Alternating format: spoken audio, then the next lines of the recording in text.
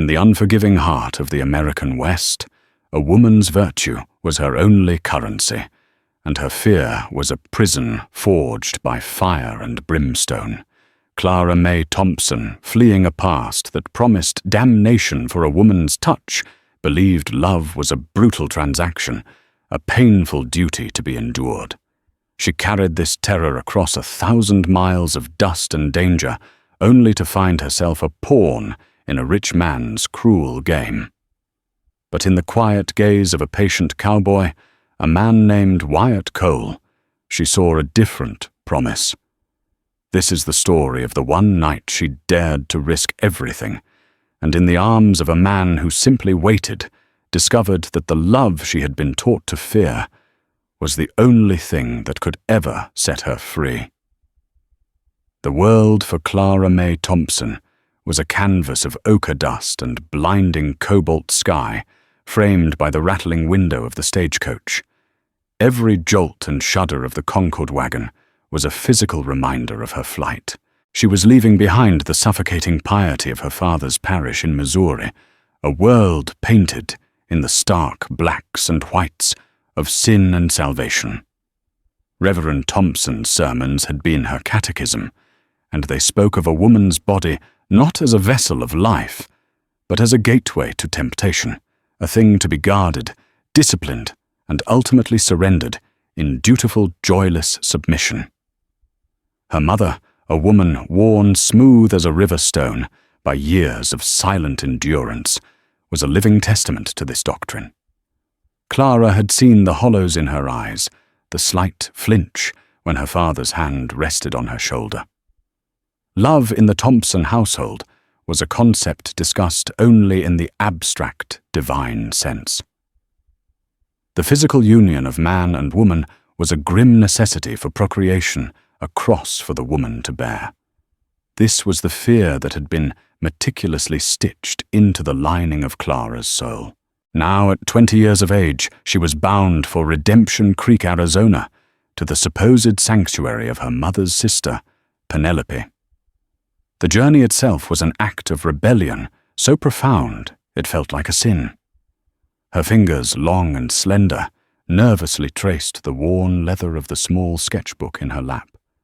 It was her only confidant, its pages filled with charcoal renderings of gnarled trees, weary faces, and the vast, lonely landscapes that mirrored her own interior world.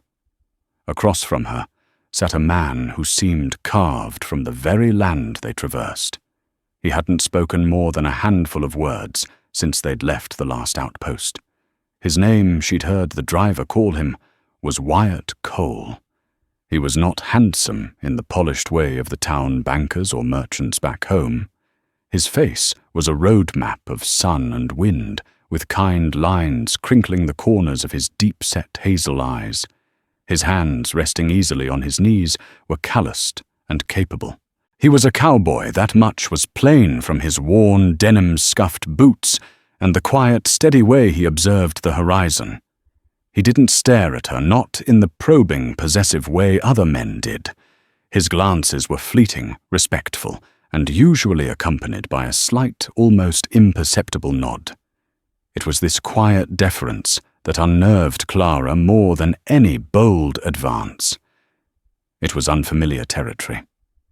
The first test came 2 days out from Redemption Creek. The crack of a rifle shot split the afternoon stillness, followed by another. The stagecoach lurched to a violent halt, throwing Clara against the passenger opposite. Shouts erupted from the driver. "Bandit, stay down!" Panic, cold and sharp, seized Clara's throat. She squeezed her eyes shut, her father's voice echoing in her mind about the fate of unprotected women in the lawless territories. But then a calm voice cut through her fear. "Mom." Wyatt Cole said, his tone even and low. "Stay on the floor, away from the window." There was no panic in his voice, only a profound stillness. He moved with an unhurried grace, drawing a well-oiled Colt Peacemaker from a holster she hadn't even noticed beneath his jacket. He didn't rush to the door like a hero in a dime novel. Instead, he peered through a small gap in the curtain, his body a shield between her and the window. The exchange of gunfire was brief and brutal. Clara could hear the whinny of frightened horses, the splintering of wood, and the guttural curses of men. Through it all, Wyatt remained a silent, watchful presence. He didn't fire a single shot. The driver and the shotgun guard, seasoned men from the Butterfield Overland Mail Company, were handling the situation. Wyatt was simply ready, a backstop of deadly calm in the chaos. When silence finally fell heavy and ringing, he waited a full minute before moving. He holstered his pistol and finally looked at her. "It's over, Mom. They've run off. They've run." He offered a hand to help her up from the floor. His touch was firm and brief, a simple gesture of assistance, yet it sent a jolt through her. It was the first time a man other than her father had touched her with such unadorned purpose. There was no ownership in it, no insinuation, just support. Later that evening, as the driver worked to repair a splintered axle, spoke the passengers gathered around a small fire. Clara kept to herself, clutching her shawl tight against the cooling desert air. She watched Wyatt as he helped the driver his movements, efficient and strong. He worked without complaint, his presence a steadying influence on the rattled group. When the work was done, he walked over to where she sat on a rock a little away from the others. He held out a tin cup of water. "You should drink," he said. "The air out here takes the moisture right out of you." She took it, her fingers brushing his. "Thank you, Mr. Cole." "Wyatt is fine," he said, and for the first time he offered a small, genuine smile. It transformed his rugged face, softening the hard lines. "You were brave back there, Miss Thompson." Clara shook her head, looking down at her lap.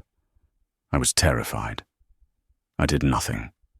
"Sometimes," he said, his gaze drifting towards the immense star-dusted sky, "the bravest thing a person can do is just hold on."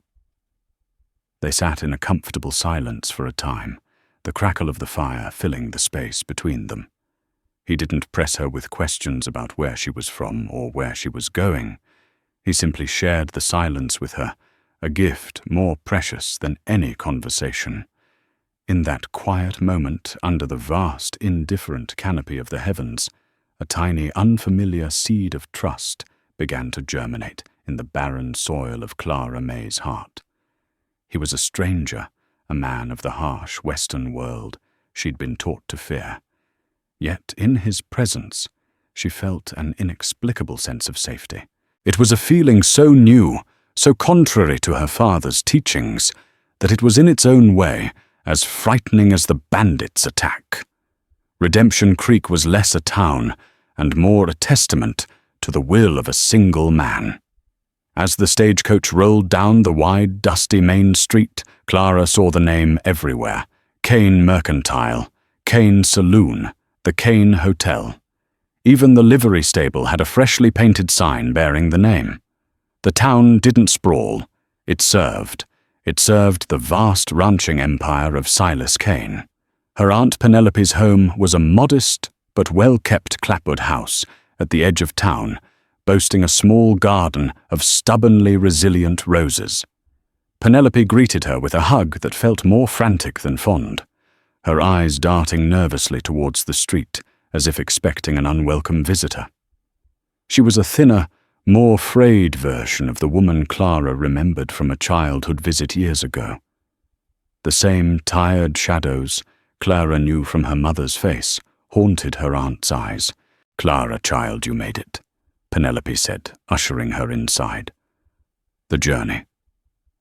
"It was not too arduous. It was long, but I'm all right." Clara answered her gaze, sweeping the parlor. It was immaculately clean, but sparsely furnished. The air was thick with the scent of lavender and a faint underlying tension. The reason for that tension made his grand entrance the very next morning. Silas Kane was a man who commanded a room simply by entering it. He was handsome with silvering temples that lent him an air of distinction and a smile as bright and hard as a newly minted dollar. He dressed in tailored suits of fine wool, a stark contrast to the denim and canvas of the townsfolk. He arrived unannounced, a bouquet of expensive out-of-season flowers in hand, his eyes landing on Clara with an unnerving proprietary gleam. "Penelope, my dear, you didn't tell me your niece possessed such startling beauty." He purred his voice, a rich baritone that seemed to coat every word in honeyed condescension. He took Clara's hand, bowing to kiss her knuckles. His touch was dry and cool, and it made her skin crawl. "Mr. Kane, this is my niece, Clara May Thompson," Penelope said, her voice strained. "Clara, Mr. Silas Kane is a benefactor to our town. A humble servant is all Kane said, with a dismissive wave of his hand, though his eyes never left Clara.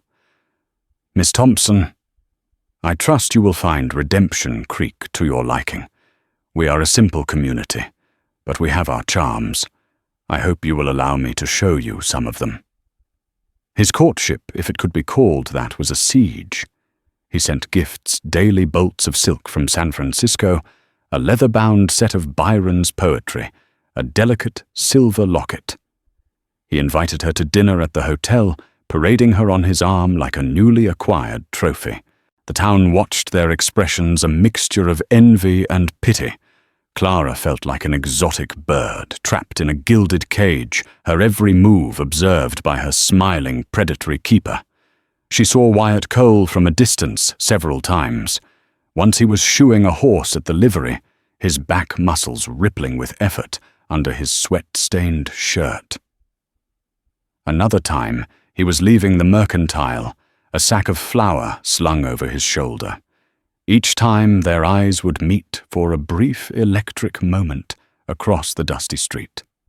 He would offer that same small, respectful nod, but now his brow was furrowed with a concern that resonated deep within her.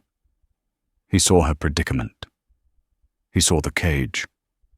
One afternoon, desperate for a moment of peace, Clara took her sketchbook and walked to a small bluff overlooking the creek that gave the town its name.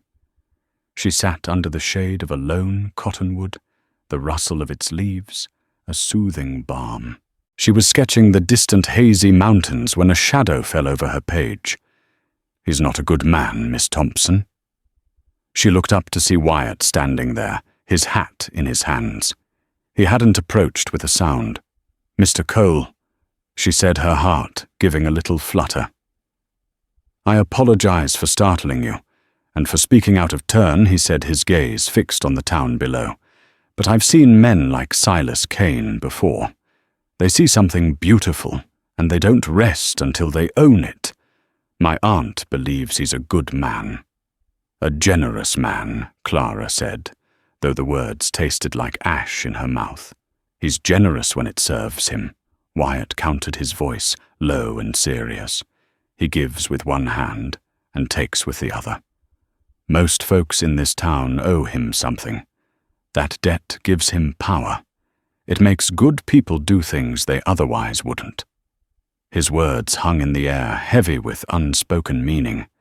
He was warning her not just about Kane, but about her aunt. He was telling her that her sanctuary was not a sanctuary at all. "Why are you telling me this?" she asked, her voice barely a whisper. He finally turned to look at her, and his hazel eyes were clear and direct. "Because I was on that stagecoach. I saw the look on your face when those bandits hit. It wasn't just fear of guns. It was something deeper. And I see that same look on your face every time you're standing next to Silas Kane." He had seen her. Not just her appearance, not just the preacher's daughter or the new prize in town, but the terror she kept so carefully hidden. To be seen so completely was both terrifying and liberating. "What can I do?" she asked the question, a plea. "You can remember you have a choice," he said simply. "No matter what he or anyone else tells you, you always have a choice." He tipped his hat, gave her one last, long, steady look, and walked away, leaving her with the rustling leaves and the weight of his words. That night, her aunt's mask of cheerfulness finally cracked. As they sat in the parlour, the silence punctuated by the ticking of the mantel clock, Penelope began to weep. "He wants to marry you, Clara," she confessed, her voice choked with shame. "Mr. Kane." "I will not marry him," Clara said, her voice firmer than she expected. Penelope's head shot up her face, a mess of tears and desperation. "You don't understand my late husband. He left me with enormous debts. To Mr. Kane, I was about to lose this house, everything. He offered to forgive it all. He said all he wanted was an introduction to you, a chance to win your hand." The gilded bars of the cage slammed shut. It wasn't just a matter of declining gifts and dinner invitations. Her aunt's survival, her very home, was the price of Clara's freedom. Silas Kane wasn't courting her. He was foreclosing on her. Wyatt's words came back to her. The debt gives him power. It makes good people do things they otherwise wouldn't. She was no longer just a visitor in Redemption Creek. She was the currency in a transaction that had been arranged long before she ever arrived. The days that followed Penelope's confession were a slow, suffocating torment. Kane, sensing his advantage, pressed harder. His charm became slicker, his compliments more pointed, his touch more lingering. He spoke of their future as if it were a foregone conclusion, discussing plans for a new, larger house he would build for her, on a hill overlooking his vast domain. He was planning her life without her consent, and every word was a nail in the coffin of her autonomy. Clara's world shrank to the four walls of her aunt's house and the suffocating confines of Kane's presence. Her sketchbook lay untouched. The charcoal pencils felt heavy and useless in her hands. How could she draw the beauty of the landscape when all she could see were the bars of her prison? Her only respite came in stolen moments. A walk to the mercantile for thread became an opportunity to see if Wyatt Cole's buckskin horse was tied to the hitching post. A trip to the well became a chance to scan the horizon for a lone rider. These fleeting glimpses were like sips of water in a desert of despair. One evening she found an excuse to visit the livery stable under the pretense of inquiring about a horse for her aunt. The stable was warm and smelled of hay, and leather a comforting, honest scent after the cloying perfume of Kane's imported flowers. She found Wyatt in a stall, gently tending to a horse with a lame leg. "Mr. Cole," she said softly, not wanting to startle the animal. He turned, his expression softening when he saw her. "Miss Thompson, is everything all right?" "No," she said, the single word carrying the weight of her misery. She explained what her aunt had told her, the words tumbling out in a hushed, frantic rush. She told him about the debt, about Kane's assumption that she was part of the bargain. Wyatt listened without interruption, his face a grim mask. When she finished, he wiped his hands on a rag and stepped out of the stall, his presence solid and reassuring in the lantern-lit gloom. "I figured it was something like that," he said, his voice laced with anger. His brand of charity always comes with a leash. He looked at her, his eyes searching hers. "What I said before up on the bluff, it still stands. You have a choice." "What choice?" she cried, her voice cracking. "To see my aunt thrown into the street. She's my mother's sister. She's all the family I have left who will even speak to me. There are other choices than yes to Kane or ruin for your aunt," he said firmly. He leaned closer, lowering his voice. "I have a small homestead, north of here, up in the foothills. It's not much, but it's mine. Bought and paid for. Kane's reach doesn't extend that far. Not yet, anyway." The offer hung between them, audacious and terrifying. He was offering her an escape, a path she hadn't dared to imagine. "I couldn't," she stammered. "A woman, alone with a man." My reputation. Your reputation or your life. He countered, his gaze unflinching. What do you think will be left of you after a year under Cain's thumb? Some reputations aren't worth saving if it means losing yourself. He sighed, running a hand through his dusty hair. I have a small line cabin about 100 yards from the main house. You could stay there. You'd be safe. And you'd be free.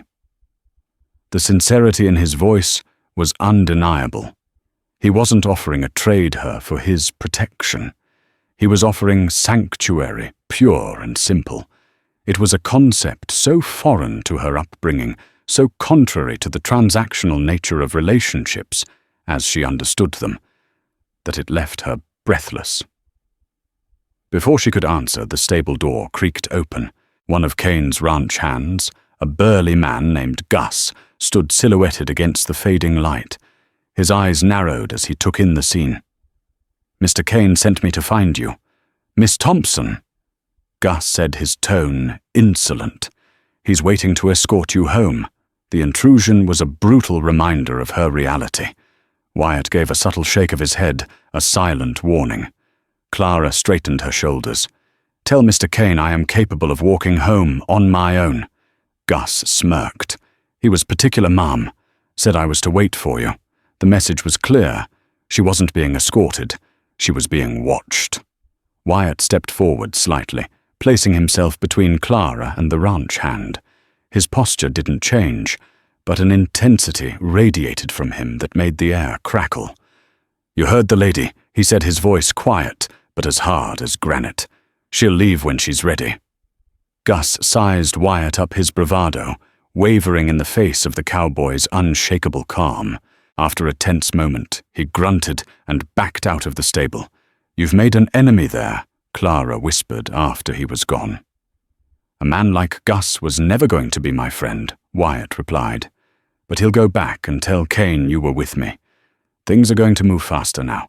Cain won't tolerate a rival. He looked at her, his expression urgent. You need to make your choice soon, Clara. He had used her first name. It was a small thing, but in the charged atmosphere of the stable, it felt momentous. It was a claim of familiarity of friendship in a world where every other man sought only ownership. She walked home under the watchful eye of Gus, who followed at a distance.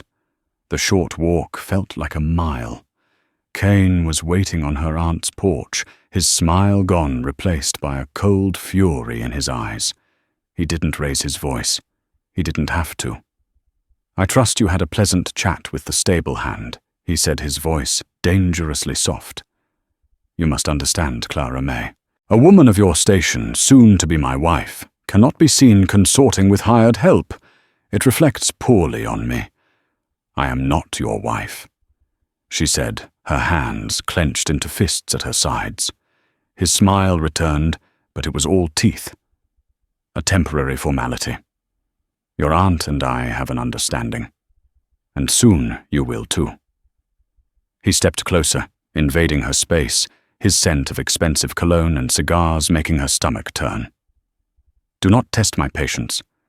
I am a very wealthy man, but patience is the one luxury I cannot afford. That night, Clara did not sleep.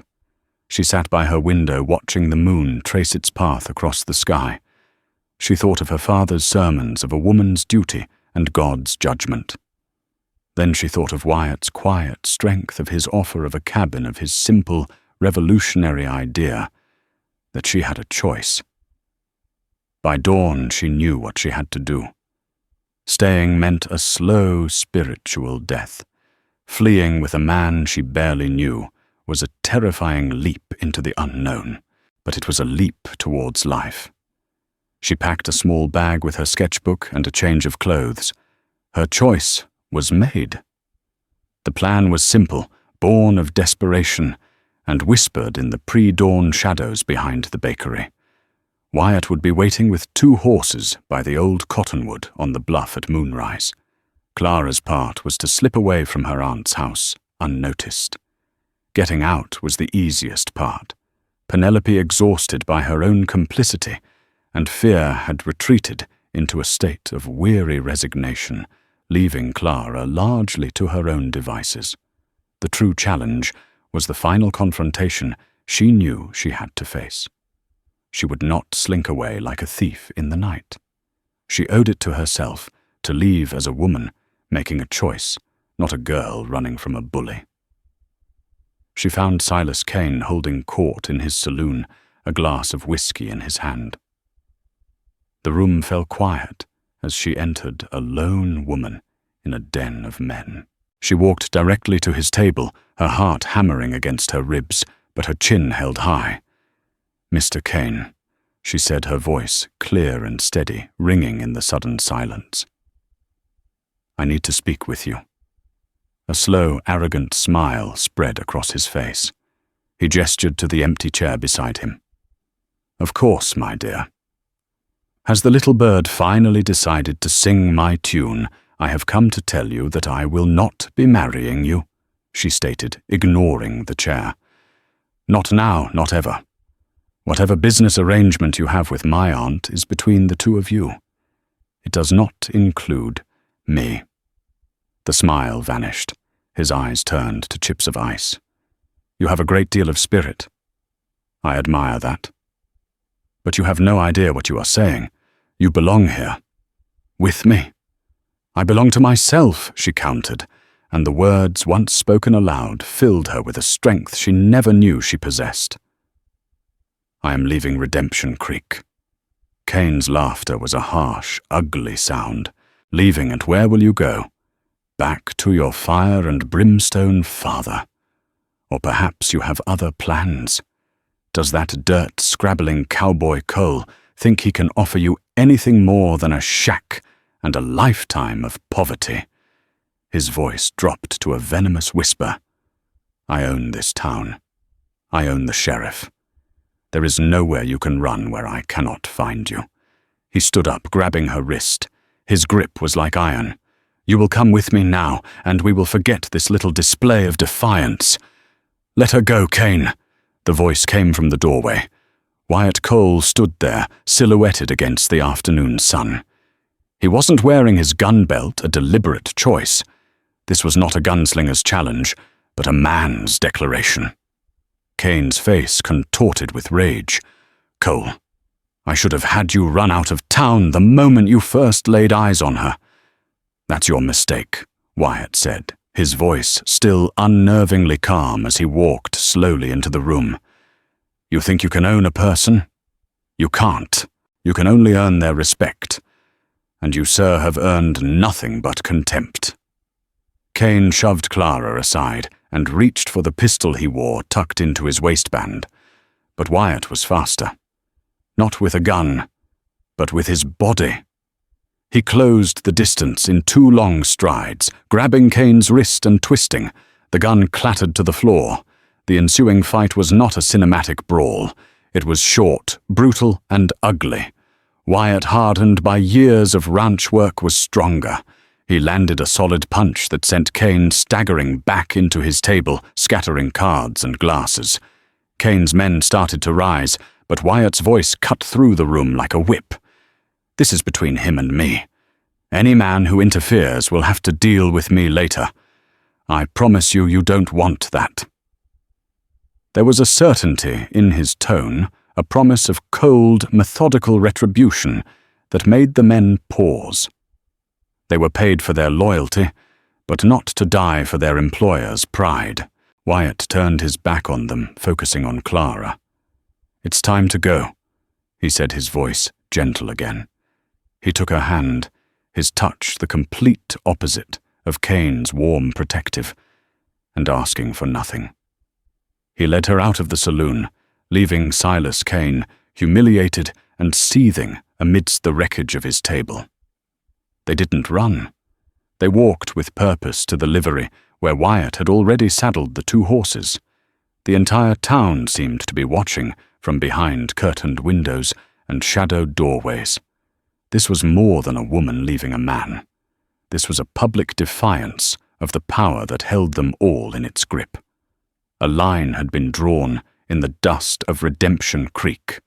The journey to his homestead was a blur of adrenaline and anxiety.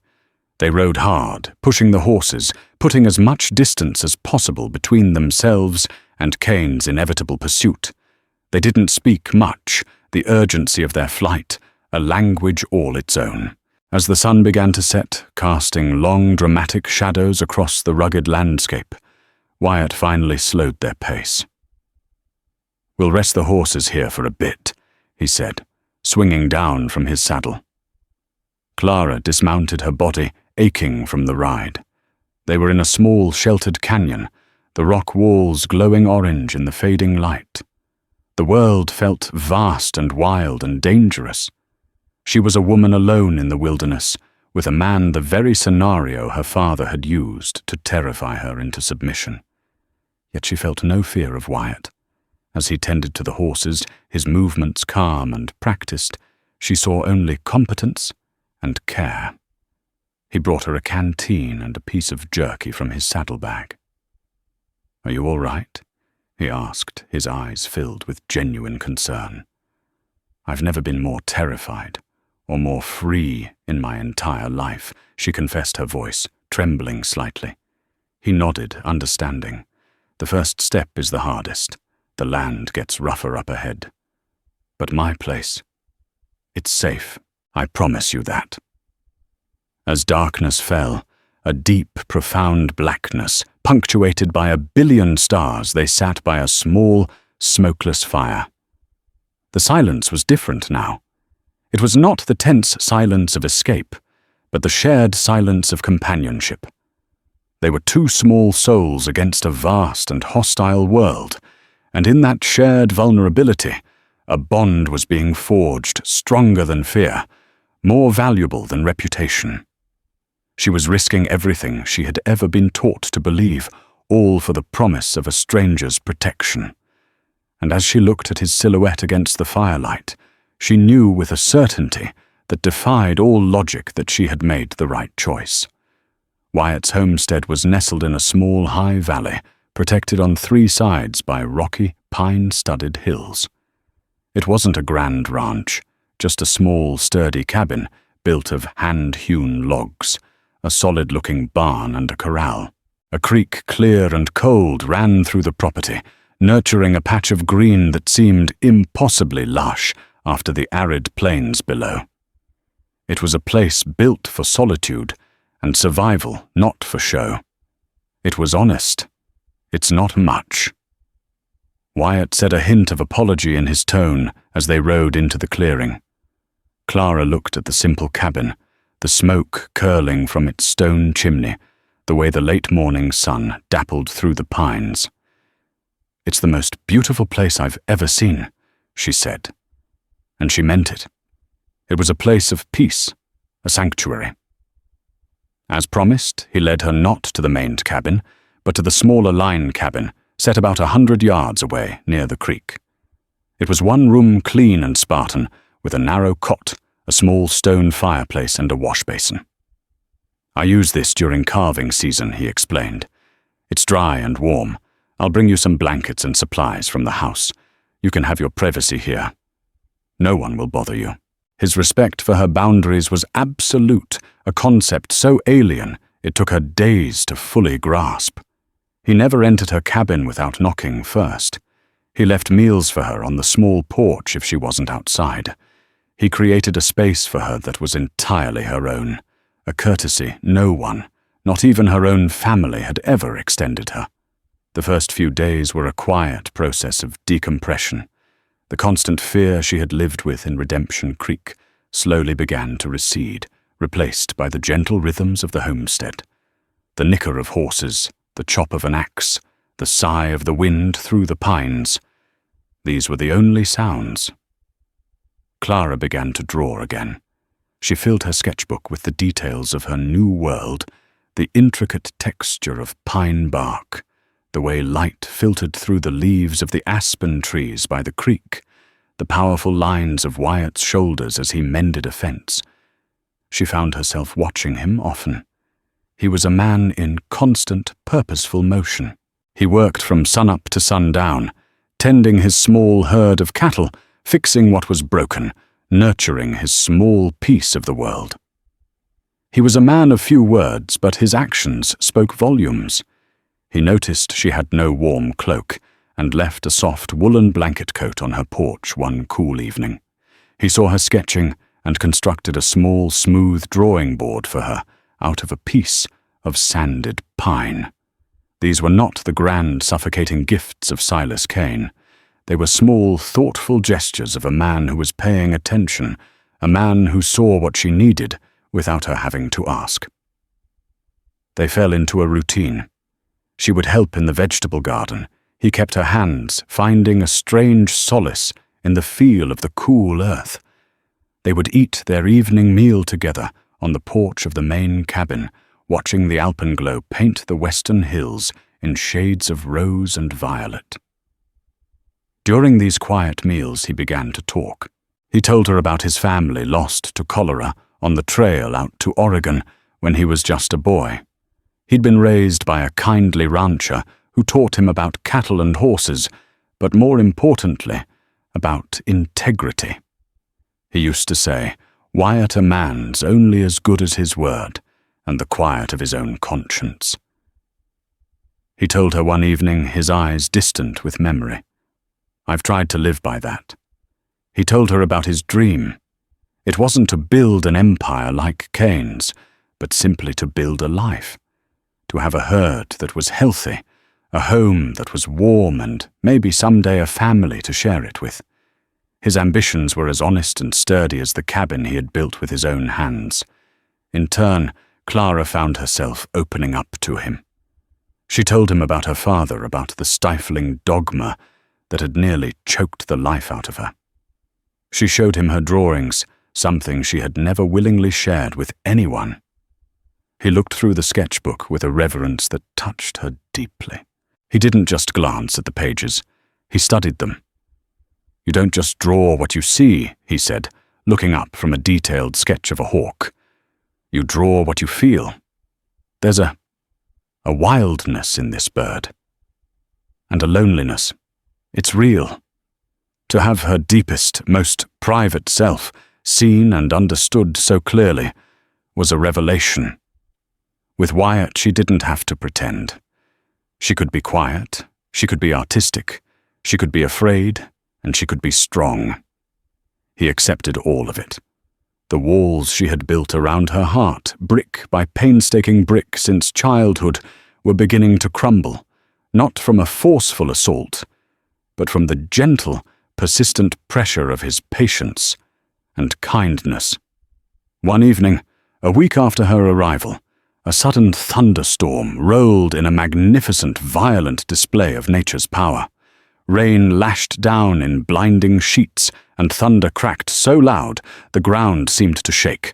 Clara, who had always been frightened of storms, found herself standing on the porch of her little cabin, watching in awe. Wyatt appeared through the downpour, a lantern in his hand. The creeks rising fast, he shouted over the wind. "It might flood your cabin. You should come up to the main house. You can take my room. I'll sleep by the fire." She didn't hesitate. She grabbed her sketchbook and followed him through the deluge to the main cabin. Inside, it was warm and dry, smelling of wood smoke and coffee. He had a fire roaring in the hearth. He gave her a dry shirt to wear, which hung on her like a dress, and then busied himself making coffee, his movements designed to make her feel at ease. He kept his word, laying a bedroll for himself on the floor by the fire, ceding his own bedroom to her without a second thought. As she lay in his bed, wrapped in blankets that smelled faintly of him, of leather and pine and clean sweat, she listened to the storm rage outside and the sound of his steady breathing from the other room.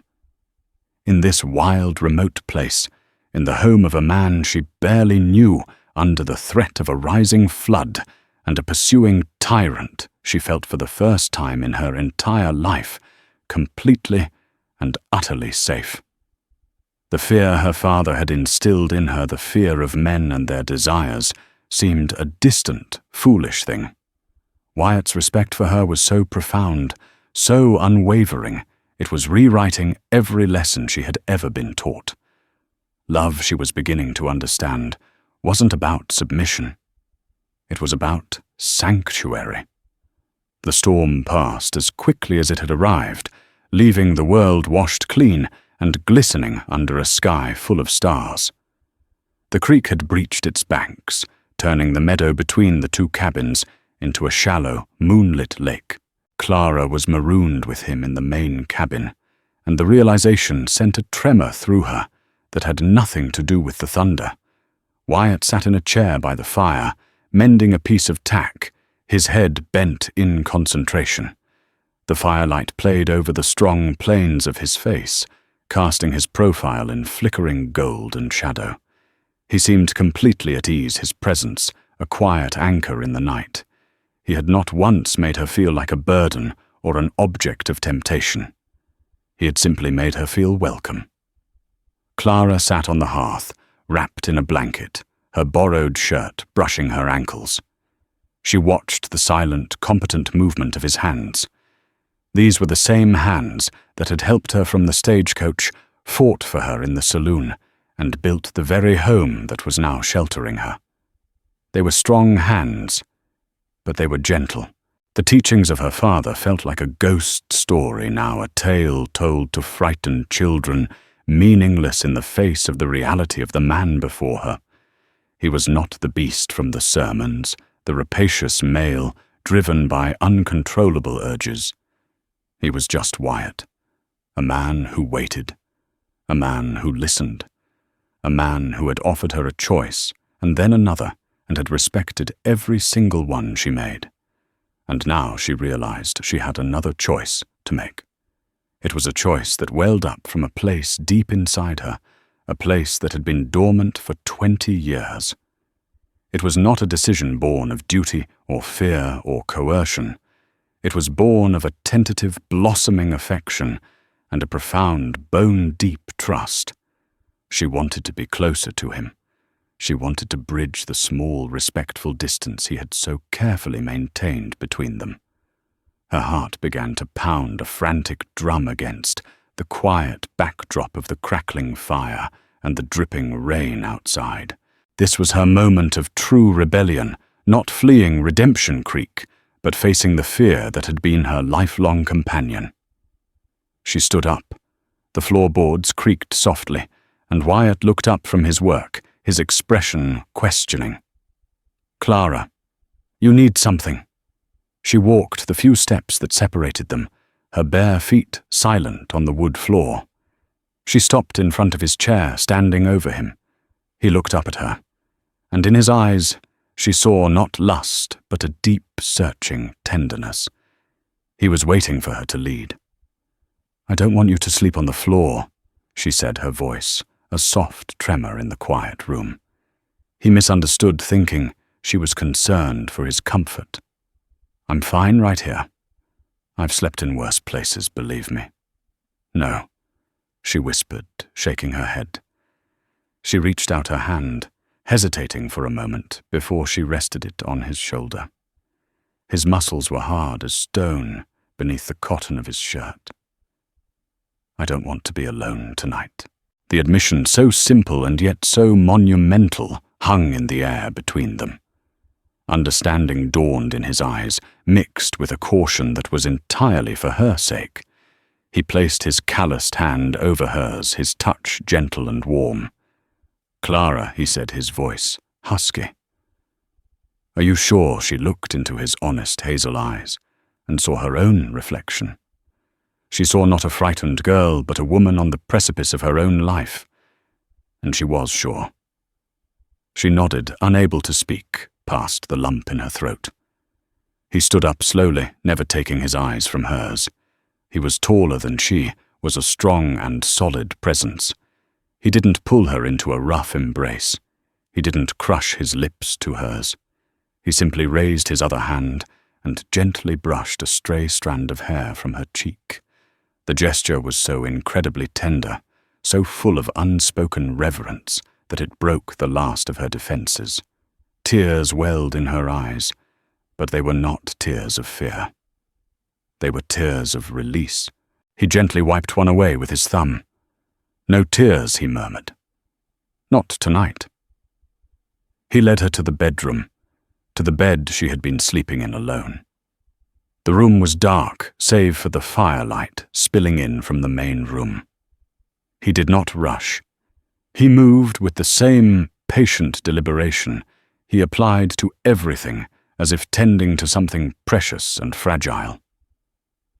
For Clara, who had been taught that this act was one of pain and submission, of a woman's duty, and a man's taking the moments that followed were a quiet, breathtaking revelation. His touch was not demanding, but questioning. His kisses were not bruising, but searching.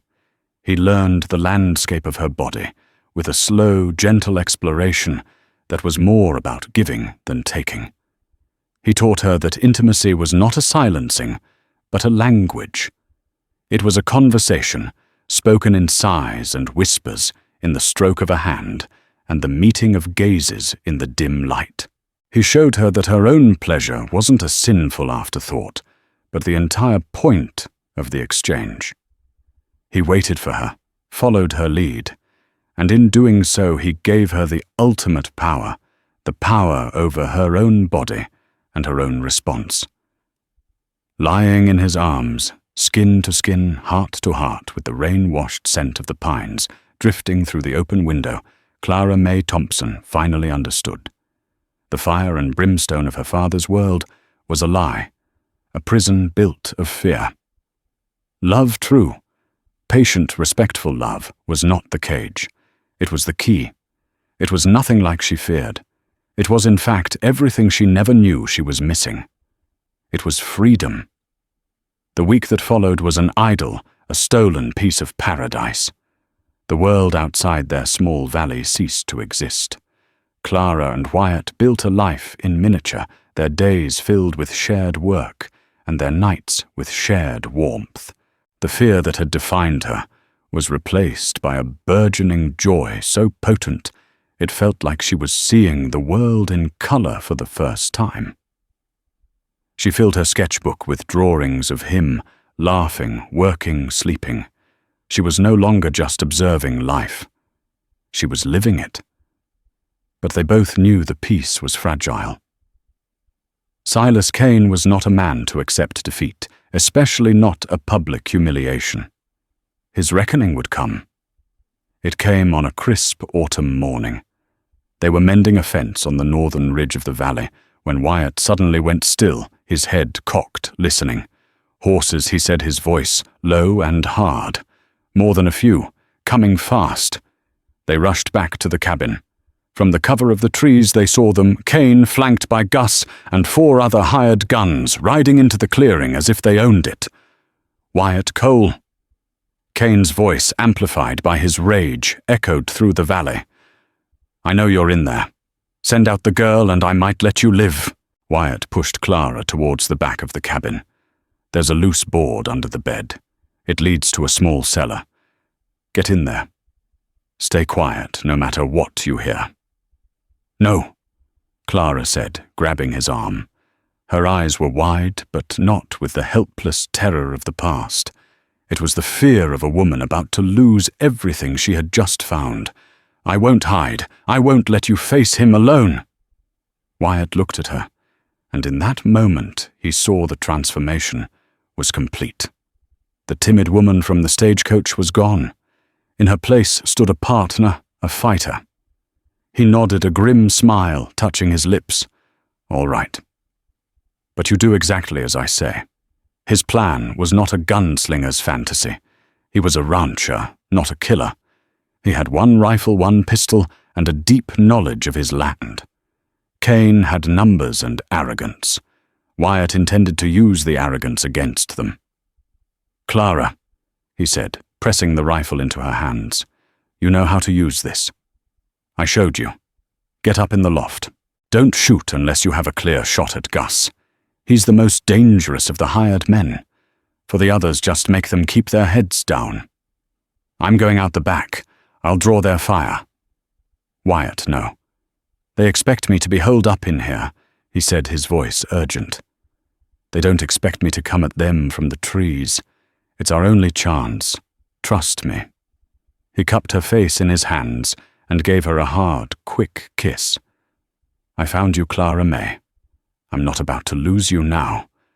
Before she could argue, he was gone, slipping out a back window and melting into the dense woods that bordered the cabin. Heart in her throat, Clara scrambled up the ladder to the small hayloft. Through a crack in the timbers, she had a clear view of the clearing. "Last chance," Cole Kane bellowed. From the woods to the right of the cabin, a single shot rang out. A splinter of wood flew from the corner of the barn, inches from one of Kane's men. The men whirled, firing wildly into the trees. It was the diversion Wyatt needed. As they focused on the woods, Clara rested the rifle on the ledge. She found Gus in her sights.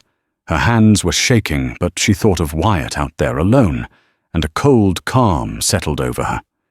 She breathed out the way he'd taught her, and squeezed the trigger. The shot was high, but it was close enough. Gus yelped and dove for cover behind a water trough, the bullet thudding into the wood where he'd been standing. Now the men were confused, taking fire from two directions. The fight devolved into a chaotic exchange of shots. Wyatt, using the terrain, moved through the trees like a ghost, his shots deliberate and precise. He wasn't aiming to kill, but to incapacitate. One man went down with a shot to the leg. Another cried out as a bullet grazed his arm, dropping his rifle. Clara, emboldened, kept firing, forcing Kane and his remaining men to stay pinned down. She was no longer a victim. She was defending her home. She was defending her love. The turning point came when Wyatt managed to circle around behind them. He emerged from the woods near the corral, his pistol aimed squarely at Silas Kane's back. "It's over," Kane Wyatt said, his voice carrying clearly across the clearing. "Tell your men to drop their guns." Kane turned his face a mask of disbelief and fury. "You think you've won, Cowboy? She'll grow tired of this hovel. She'll come crawling back to a man who can give her the world." "She doesn't want the world," Wyatt said. "She just wants to be free. Something you'll never understand."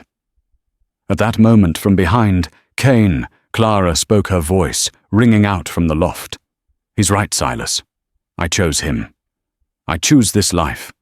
Now leave and never come back." Hearing her voice, strong and defiant, was Kane's final humiliation. Defeated by a stable hand, and the woman he saw as his property, his pride shattered. With a snarl of pure hatred, he spun, raising his pistol not at Wyatt, but towards the loft, towards the sound of Clara's voice. Wyatt's shot was instantaneous. The bullet caught Kane in the shoulder, sending him spinning to the ground, his pistol flying from his grasp. The remaining hired guns, seeing their employer defeated, threw down their weapons. It was over. Wyatt made the wounded men tend to each other, and to Kane, then sent them packing, ordering them never to return. He stood in the clearing watching them go, until they were just a speck on the horizon. Clara scrambled down from the loft and ran into his arms. He held her tight, burying his face in her hair, his whole body trembling with the aftermath of the fight. "It's done," he whispered. "It's finally done." They stood there for a long time, holding each other as the sun climbed higher in the sky. Their small valley was quiet once more. They had faced the monster from her past, and had won, not just with bullets, but with courage, trust, and a love that had been patiently, quietly built. Looking at the cabin, their sanctuary, and then at the man holding her, Clara May knew she was finally home. Her journey had been long and fraught with fear, but it had led her here. She had given her first night and her whole heart to a cowboy who waited, and in his arms she had found that love was not a duty, not a sin, not a cage, but a wide-open frontier of her very own, stretching out into a new dawn. Clara and Wyatt's story wasn't written in any history books. It's a story etched into the heart of the West itself, a testament to the fact that true strength isn't about how fast you can draw a gun, but how long you can hold on to hope. It's a reminder that love in its purest form doesn't demand or conquer. It waits, it protects, and it sets you free. They built a life in that small valley, a life of quiet dignity and profound love, proving that even in the harshest of lands, the most beautiful things can grow in the soil of patience and respect. Their legacy is a whisper on the prairie wind that the bravest choice is not to fight your fears, but to find someone worthy of helping you face them. If their journey from fear to freedom moved you, please take a moment to hit that like button to let us know. Share this story with someone who appreciates tales of courage and unlikely love. And most importantly, subscribe to our channel and ring that notification bell so you never miss another story from the dusty trails of the Wild West. Thank you for listening.